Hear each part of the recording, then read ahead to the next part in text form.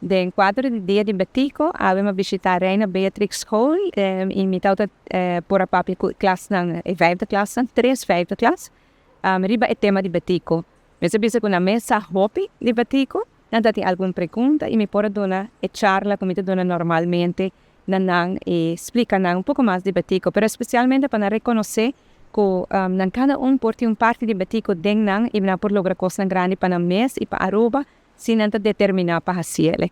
Me agradeci a Frau Rosalinda e a docente também de classe 5 para a maneira como ela preparar a jovem e aluna não tá hopi conheci que vinha de Batico, nós hopi detalhes disso, para bem e danke aqui na Beatrix School, a Reina Beatrix School e me quero que muito nang agora que não tem pouco mais conhecimento para também por celebrar Dia de Batico e na final me invitando também para a manifestação cultural que também tem dia 24 de janeiro riba Plaza Batico, 17h30 da noite, que está uma expressão de nossa cultura, música, canto, poesia, mais bonita mesmo. E sem dúvida, tour é doce típico de Aruba e artesania que nós porraya. E não, então, a invitação me laga para emocionar também por Ateneu, me pedindo para Dia de Batico, hissa a bandeira e demonstrar orgulho.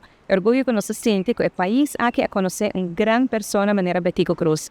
Pois é o país no mundo mais grande, mais poderoso que nós, que nunca a conhecer héroe assim grande. Esse é o nosso motivo de sobra para nós estar orgulhosos e para nós celebrar Dia de Batico.